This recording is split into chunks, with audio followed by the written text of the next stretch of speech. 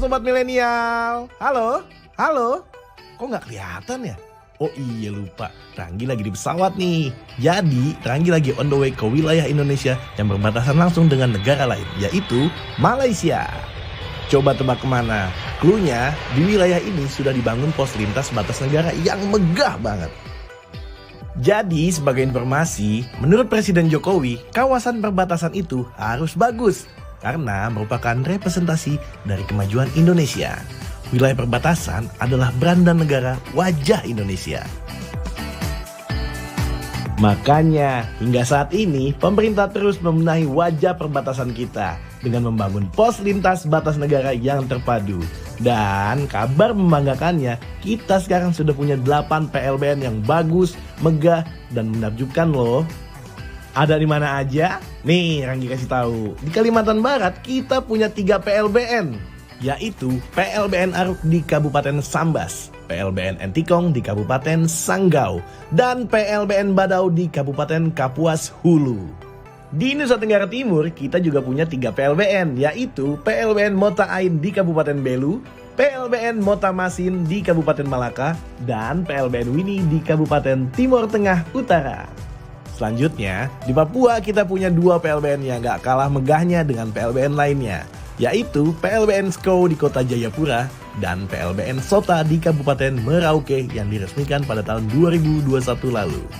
Oke, gimana? Sekarang sobat udah pada paham belum tentang konsep pos lintas batas negara ini? Apa? Masih kurang paham? Oke, nggak masalah. Kalau gitu kita langsung menuju ke salah satu PLBN yang paling ramai aktivitas lintas batas negaranya, yaitu PLBN Entikong di Kalimantan Barat, yang berbatasan langsung dengan negara Malaysia.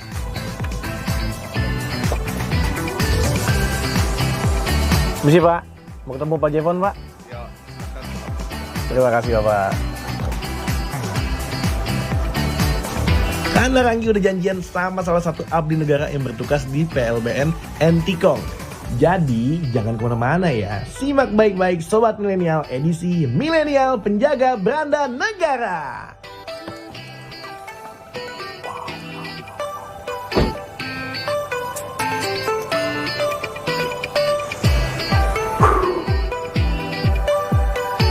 Akhirnya sampai juga setelah menempuh perjalanan yang cukup lama. Nah, jadi kalau di Jakarta harus terbang dulu ke Pontianak. Dari Pontianak kita jalur darat nih. Perjalanan sekitar 5 jam, tapi worth it banget nih. Sampai sini kita bisa melihat potret kemegahan salah satu beranda negara Indonesia.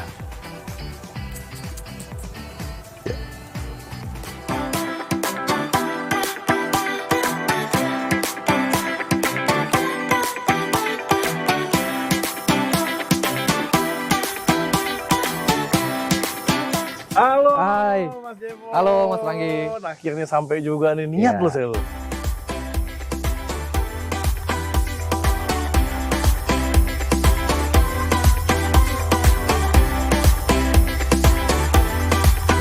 Dari Jakarta jauh-jauh ya, datang langsung ke pos lintas batas negara yang super megah ini. Waduh, sampai kaget ngeliat dari jauh loh. Luar biasa Mas ya. Sangat-sangat luar biasa. Nih Mas, untuk hari ini nih, aktivitas perlintasannya seperti apa nih? Oke, jadi sebelumnya welcome dulu buat Mas Ranggi dan tim di Terima PLBN kasih. Entikong. Inilah rumah kami, PLBN Entikong. Jadi untuk aktivitas perlintasan saat ini udah berangsur-angsur membaik ya. Artinya makin hari udah makin bertumbuh aktivitas perlintasannya sejak Malaysia telah membuka kembali pintu perbatasan mereka pada tanggal 1 April. Karena sebelumnya kita tahu bersama bahwa dari tahun 2020 sampai dengan sebelum 1 April itu pintu perbatasan Malaysia itu ditutup. Jadi tidak bisa ada warga negara Indonesia maupun warga negara asing yang masuk ke sana. Hanya dibuka untuk perlintasan kepulangan PMI atau pekerja migran Indonesia saja. Iya. Ditutup berarti emang benar-benar nggak bisa ada yang lewat ya. Betul. Nah, untuk traffic mobilitas ini kapan nih? Waktunya nih kapan rendah, kapan tinggi? Itu biasanya terjadi pas kapan aja? Nah, untuk traffic sih kalau harian ya atau tanggal itu biasanya meningkat di antara tanggal 5 sampai dengan tanggal 12. Itu iya per tanggal. Itu dalam 1 bulan antara tanggal itu. Tapi kalau misalnya dia per bulan, Mas, biasanya menunggu hari raya dulu. Contohnya hari raya Idul Fitri kemarin, wah, lumayan ramai itu perlintasannya baik yang masuk maupun keluar. Trafficnya keluar masuk rata ya, sama-sama tinggi betul. ya? Iya, kalau yang kenanya paling biasanya lebih ke weekday paling ya? Betul. Iya, Cuma untuk perlintasan sebelum dibuka kembali Malaysia itu memang paling banyak aktivitas perlintasan kedatangan. Ya. Nah, ini untuk PLBN nih dengan wajah baru seperti ini ya. Udah berapa lama sih, Mas, kalau boleh tahu? Kita ngobrol di spot lain boleh, Mas? Kita sambil lihat-lihat gitu. Seru nih, jadi saya bakal ajak keliling ya. Iya, betul. Boleh beli baru satu tempat nih, keren banget nih. Nanti perbatasan dikasih lihat juga ya. Iya, tenang, nanti Oke, kita kalau sampai gitu. ke dalam. Oke deh, Sobat Milenial, kita bakal belajar dulu nih di PLBN di sini seperti apa. Jadi jangan kemana-mana, tetap di Sobat Milenial. Jadi ibaratkan mereka mau kayak masuk ke kandang singa gitu. Udah tahu-tahu nggak lengkap dokumennya, masa mau lewat sini? Berani gitu. Betul.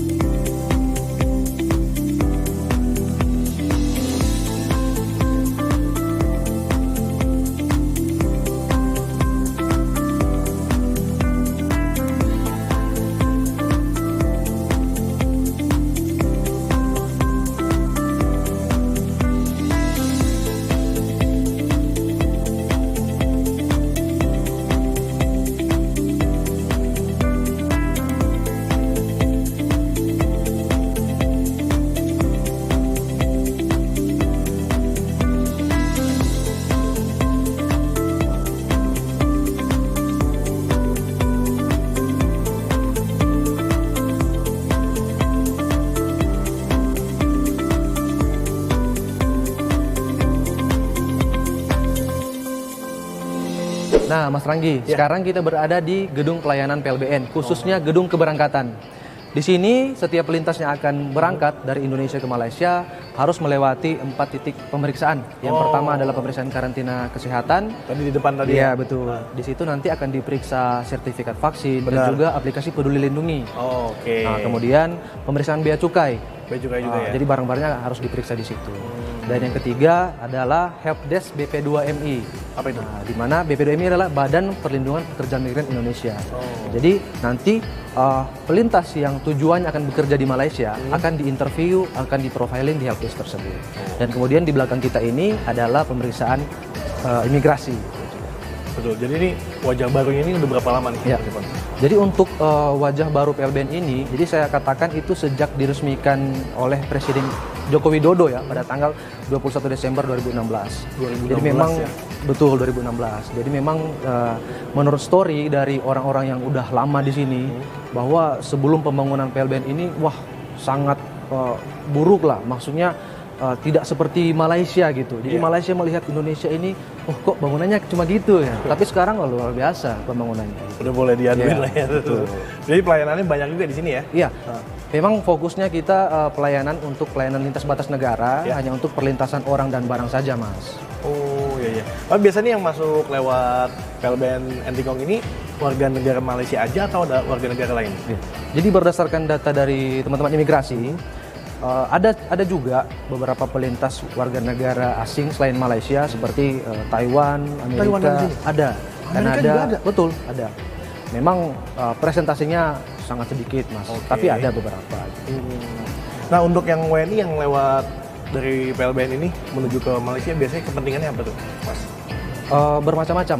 Tapi paling banyak itu untuk saat ini ya, untuk saat ini berwisata. Oh, wisata ya? Iya, jadi sebelum dibuka kembali pintu perbatasan Malaysia, hanya diperbolehkan 2 kategori, yaitu untuk bekerja dan berobat. Bekerja dan berobat. Tapi sekarang semua udah bebas lah. Gitu. Yang penting dokumen lengkap, persyaratan dipenuhi. Nah, ngomong persyaratan dipenuhi, syarat dan aturannya untuk keluar masuk ini apa aja?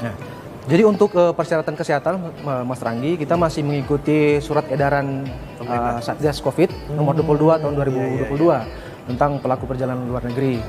Nah, di situ diwajibkan untuk pelintas wajib vaksin, booster, dan juga mengisi aplikasi Peduli Lindungi. Gitu. Kemudian untuk persyaratan keimigrasian harus memiliki paspor, dan paspornya itu tidak boleh kurang dari 6 bulan masa berlakunya. Mau habisnya ya? Iya betul. Betul. Jadi itu ya yang pertama ya. Jadi di sini selama ini pernah nggak ada kasus nih, misalnya WNA yang masuk atau WNI yang mau keluar kasus di perbatasan ini? Pernah nggak, Mas? Kalau misalnya ada upaya dari entah warga negara Indonesia ataupun Malaysia yang tanpa dokumen mereka mau melintas lewat sini, saya pikir nggak ada ya.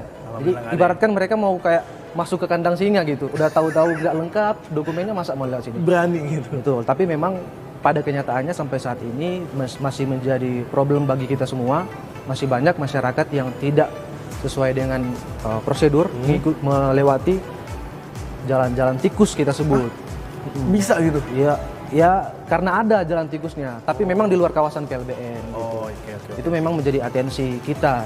Jadi sejauh ini kalau untuk pelanggaran-pelanggaran kayak gitu belum ada ya? Kalau misalnya ada tuh tindakan dari PLBN apa itu, Mas? Untuk tindakan sendiri sih kita ke PLBN sebenarnya tidak memiliki kewenangan, Mas. Jadi untuk penangkapan misalnya orang-orang yang ingin melintas secara ilegal itu menjadi kewenangan dan hak dari Satgas Pamtas TNI. Gitu. Jadi misalnya ada orang Indonesia nih mau masuk ke Malaysia tapi lewat jalur yang tidak resmi. Kita katakan tadi jalur tikus lah ya. Tikus misalnya. Betul, jalur tikus. Nah itu mereka tangkap, mereka kemudian bawa ke sini dan harus ikut sesuai prosedur. Jadi disampaikan secara lisan, diberikan teguran secara lisan dan juga pembinaan lah kepada mereka seperti itu. Jadi akhirnya mau nggak mau lewat sini juga ya. Mau. Nah, ya dengar nih aktivitas ekspor di sini tinggi ya via PLBN ini. Betul. Hanya memang terkendala lagi di COVID, Mas. Jadi sebelum di 2019 itu sangat banyak untuk aktivitas ekspor. Nah, kemudian pas COVID agak menurun memang drastis lah. Tapi mulai tanggal 18 Mei udah berangsur-angsur meningkat lagi. Udah mulai pulih. Betul, ya. Udah mulai pulih. Alhamdulillah. Nah, untuk ekspor nih, Mas nih. Jenis barangnya apa aja? Terus teknis pengirimannya seperti apa nih kalau di sini? Jadi untuk ekspor saat ini kita masih menerapkan sistem bongkar muat atau transit. Nah, jadi masyarakat Indonesia yang akan melakukan ekspor itu akan bongkar muat di tempat pemeriksaan karantina pertanian dan juga bea cukai. Kemudian nanti akan didorong oleh tenaga kerja buruh muat atau kita sebut dengan porter. Porter didorong sampai di depan pagar Malaysia dan nanti akan dijemput oleh porter Malaysia. Oh, jadi porternya ada dua ya? Dari Indonesia sama dari Malaysia yang dijemput ya? Dan untuk komoditas yang paling banyak diekspor itu adalah komoditas pertanian hasil lokal masyarakat setempat, seperti buah-buahan dan juga sayur-sayuran. Tapi memang paling besar itu adalah lada. Karena kan Kalimantan Barat khususnya mungkin Sanggau Entikong ini merupakan salah satu daerah penghasil lada terbesar. Nah, ini kan pemerintah ini kan sangat-sangat fokus ya untuk wajah perbatasan. Nah, menurut Mas Jovan nih, Mas Jevon ya? Menurut Mas Jevon nih, seberapa besar nih peranan dari PLBN ini untuk mencitrakan kedaulatan negara Indonesia? Saya pikir memang pemerintah saat ini sangat benar-benar menaruh perhatian dengan wilayah perbatasan. Itu tercermin dengan program Nawacita poin kedua, yaitu dengan membangun Indonesia dari pinggiran, Mas. Setuju saya. Bercerita soal kedaulatan kan bukan hanya soal pertahanan dan keamanan saja. Setuju. Tapi misalnya nih contoh, infrastruktur fisik seperti yang saya katakan tadi, mungkin dulu ya mohon maaf, pihak Malaysia mungkin masih melihat, kok bangunannya gini doang. Nah, tapi sekarang coba lihat. Dari segi jalanan juga berbeda. Betul. Benar. Kemudian dari sektor ekonomi, Mas. PLBN ini bukan hanya menyelenggarakan pelayanan lintas batas negara, tapi kita ada juga namanya zona penunjang. Zona penunjang di situ ada pasar, convenience store, terminal mini, dan di situ saya pikir sangat-sangat memacu pertumbuhan ekonomi masyarakat Entikong khususnya. Kayak tadi juga di sebelah sana banyak banget ya UMKM kayak tempat-tempat makan. Betul. Itu sangat menunjang ekonomi masyarakat sini ya. Sangat menunjang, Mas. Kalau dibandingin nih, keistimewaannya apa nih? PLBN di Entikong sama di tempat lain? Yang tempat lain sih belum saya kunjungi ya kan. Belum ya? Iya. Sebelum ini kan saya dari Motamasin aja. Betul. Tapi kalau menurut saya ya, istimewa PLBN Entikong ini ada dua. Yang pertama, PLBN Entikong ini merupakan border atau perbatasan darat pertama di Indonesia. Pertama di Indonesia. Itu yang pertama ya. Yang pertama. Yang kedua, Entikong ini bukan hanya masyarakat suku Dayak ataupun Melayu yang di sini, tapi sudah sangat heterogen, Mas. Dari Bugis, Makassar banyak, dari Jawa udah banyak. Jadi itu yang membuat saya, wah ternyata Entikong ini udah kayak Indonesia mini gitu. Setuju saya, karena kemarin sempat ngobrol sama yang penjual tiba-tiba saya pikir dia orang asli sini. Baru sempat ngobrol ya? Ngobrol, nggak taunya dia dari Sunda. Betul, udah banyak di sini masyarakat luar. Kalau Jawa kan nggak kaget ya, owner Jawa katanya, di mana? Saya dari Tasik. Loh, kok bisa ada di sini gitu? Udah bener-bener campur semuanya ya. Perasaannya gimana sih Mas, bekerja di perbatasan nih sejauh ini? Ya luar biasa lah, maksudnya saya nggak pernah kepikiran gitu. Dan pas sampai di sini, mau nggak mau, suka nggak suka harus jalani. Iya. Tapi ada gini nggak? Aduh, kayaknya bosen nih di perbatasan mulu. Ada perasaan kayak gitu nggak sih? Pasti ada lah, apalagi Pasti kan keluarga jauh gitu. Iya, orang iya. ingat orang tua, adik-adik, jadi pengen pulang. Berarti itu intinya biar nggak bosen, kita jalan-jalan. Oke, Jadi jangan di sini nih, kita jalan lagi nih, kita keliling lagi. Boleh ya? boleh. Oke. Ayo, Saya ajak Mas Ranggi ke zona netral nanti.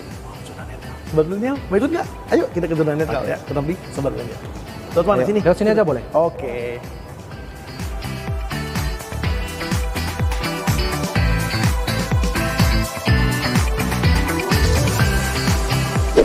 Karena kan untuk pelayanan lintas batas ini nggak ada hari liburnya Mas, hitam semua di kalender nanti.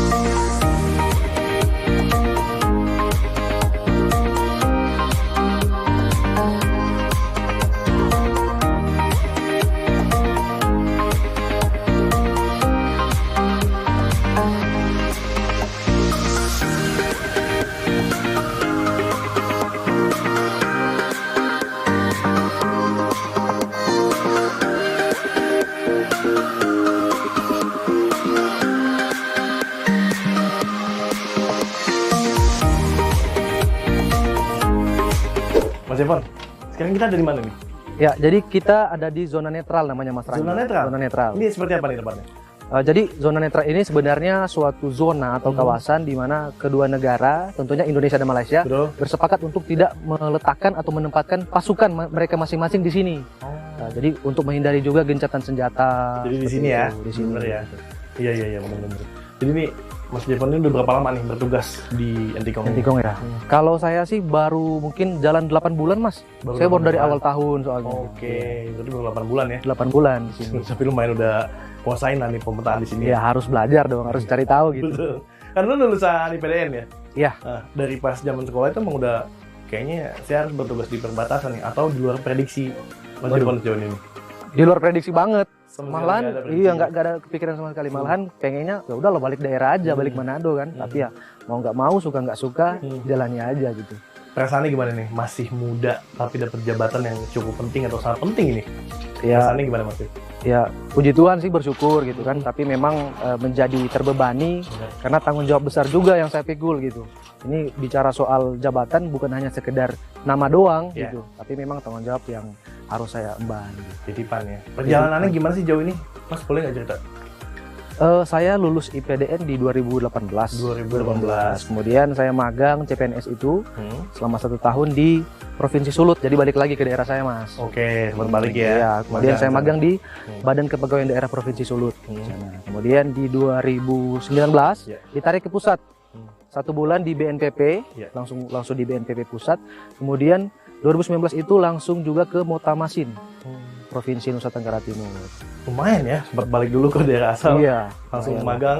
Betul. Nih, ngomong-ngomong kan banyak juga nih kemarin beritanya CPNS sudah lulus, tiba-tiba dia mundur diri karena gajinya kecil. Betul. Nah, itu denger juga ya Mas ya? Dengar, Nah. itu viral banget juga sih, Mas. Nah, itu gimana tuh menurut Mas Jepang? Ya kalau saya sih sebenarnya ada sisi positifnya dan sisi buruknya ya. Ya kalau saya bicara dulu sisi buruknya deh. Buruknya ini ada kuota-kuota yang udah diambil mereka tapi Iya. nggak digunakan dengan baik gitu loh, Mas. Sayang banget. Itu yang pertama. Yang kedua, merugikan negara juga. Negara udah mengeluarkan anggaran banyak untuk pelaksanaan tes, tapi mereka nggak tepati janji lah gitu. Iya. Tapi sisi positifnya ada. Mereka mengundurkan diri, mereka tahu bahwa mereka nggak bisa nih, Iya. nggak bisa. Mereka nggak bisa menemukan motivasi mereka, Mas. Benar. Iya, kan kalau kita bekerja tanpa motivasi, Aduh, Waduh. jadi nggak ada arahnya juga kan. iya, jadi kacau juga nanti. Tapi positifnya ya memberikan kesempatan buat yang lain pastinya. Betul juga. Betul. Nah ini kalau lagi libur nih, kegiatannya apa nih Mas Jepang nih? Libur, waduh. Di sini nggak ada libur sih Mas sebenarnya. Iya, jadi Sabtu Minggu itu masuk juga. Tapi kita di sini ada piket. Piket itu gimana maksudnya? Jadi Bukan misalnya nyapu ngepel kan? bukan. Zaman sekolah piket kayak gitu soalnya. Iya. Kalau di sini, kalau untuk saya pribadi monitoring aja Mas. Oh. Kan untuk pelayanan lintas batas ini nggak ada hari liburnya Mas. Hitam semua di kalender tanggalnya. Sama ya. Weekend tapi kan agak Iya. agak dikit. Ya kecuali mungkin lagi bosan gitu kan, saya izin ke pimpinan, Pak izin saya mau ke Pontianak cari angin segar gitu. Wah, refreshing ya. Iya. Jadi sebenarnya nih PLBN ini di bawah naungan apa sih Mas? Ini nih Mas Ranggi, masih banyak masyarakat Indonesia, khususnya sobat milenial yang nggak tahu PLBN ini sebenarnya di bawah kementerian atau badan apa sih? Nah, itu dia. Jadi saya mau katakan bahwa PLBN ini yang berada di seluruh Indonesia berada di bawah Badan Nasional Pengelola Perbatasan atau BNPB. Nah, itu sesuai dengan Peraturan Presiden Nomor 12 Tahun 2010 Mas Ranggi. Ya. Di mana disebutkan bahwa BNPB ini untuk bertugas menjaga perbatasan dan juga mengelola setiap titik-titik perbatasan negara. Gitu. Jadi bukan perbatasan antar provinsi, kabupaten kota bukan, tapi khusus berfokus pada perbatasan antar negara. Gitu. Jadi secara esensi fungsinya lebih ke fokus pada perbatasan itu Betul. ya. Iya. Jadi PLBN ini di bawah naungan BNPB. BNPB betul. Nah, Mas BNPB Ranggi. itu tugasnya membangun perbatasan. Iya, mengontrol Nah, kalau- perbatasan lah. Kalau Iya. PLBN sendiri cakupan seperti apa tuh? Jadi untuk tugas dan fungsi PLBN ini sebenarnya setiap PLBN di Indonesia itu melaksanakan fungsi koordinatif dan juga fasilitatif. Nah, jadi saya ibaratkan PLBN ini sebagai bandara, Mas. Bandara itu kan angkasa puranya, ada angkasa pura, ada juga imigrasi, bea cukai dan lain-lain. Nah, kami itu sebagai angkasa puranya lah. Nah, kalau di pelabuhan itu ada pelindonya, maka kami pelindonya. Jadi kami melaksanakan fungsi administratif, fasilitasi dan juga koordinasi. Sedangkan untuk tugas-tugas teknis yang berkaitan dengan pelayanan kepada masyarakat itu dijalankan oleh unsur-unsur yang saya katakan tadi, ada custom, immigration, quarantine, and securities. Seperti itu Mas. Oke. Nah, ini kan kita ada di perbatasan nih, Malaysia dan juga Indonesia nih. Menurut Mas Jepan nih, persahabatan apa yang bisa dijalin nih atau diteruskan sebenarnya? Nah oke, sebenarnya kalau tindakan-tindakan persahabatan antara Indonesia dan Malaysia sudah sangat banyak ya saya pikir. Tapi saya ambil contoh aja yang sering kita lakukan antara PLBN Entikong dan juga Pos Tebedu Malaysia, yaitu kita sering mengundang mereka untuk ikut rapat evaluasi bersama kami, pengelola PLBN bersama dengan kita sebut dengan unsur CIQS, Custom, Immigration, Quarantine, and Securities. Nah, jadi kita undang mereka sama-sama, kita berbincang-bincang. Kemudian pada upacara 17 Agustus kemarin, kita adakan di lapangan zona penunjang PLBN, kita undang mereka. Kita undang saudara-saudara kita dari Malaysia dan mereka juga mengundang kita tanggal 31 untuk menghadiri upacara peringatan Hari Kemerdekaan Malaysia Mas Ranggi. Jadi seperti itu kira-kira kegiatan-kegiatan persahabatan, hubungan yang kita jalin dengan Malaysia. Nah, sebagai abdi negara nih yang masih muda ya, prinsip apa sih yang diambil sama Mas Jepon nih dalam bertugas? Kalau saya sih prinsipnya go ahead dan yang kedua itu do the best to be the best. Jadi artinya saya selalu percaya, saya imani bahwa dimanapun saya ditempatkan, mau saya ditempatkan di ujung Indonesia bagian barat atau maupun timur, itu adalah pilihan Tuhan gitu. Jadi Tuhan tidak akan mendatangkan kecelakaan buat saya. Saya selalu yakin bahwa akan berhasil dimanapun saya tempati. Dan juga saya harus berbuat yang terbaik untuk mendapatkan yang terbaik. Mas Setuju, berikan yang terbaik, maka kita akan dapatkan yang terbaik. Wah, banyak banget ilmunya. Thank you banget nih. Oke, sama-sama. Kasih saya ilmu dan juga ajak jalan-jalan, keliling-keliling. Kita dari perbatasan nih. Enaknya mau kemana nih? Ke Malaysia atau ke Indonesia? Jadi Sobat Milenial, saksikan terus Sobat Milenial hanya di TVRI. Wah, nih kita nih, Malaysia bisa? Bisa, yang penting bawa paspor dan udah vaksin. Udah dong, Udah, saya bawa. oke. Oke, siap. Kita jalan-jalan ya.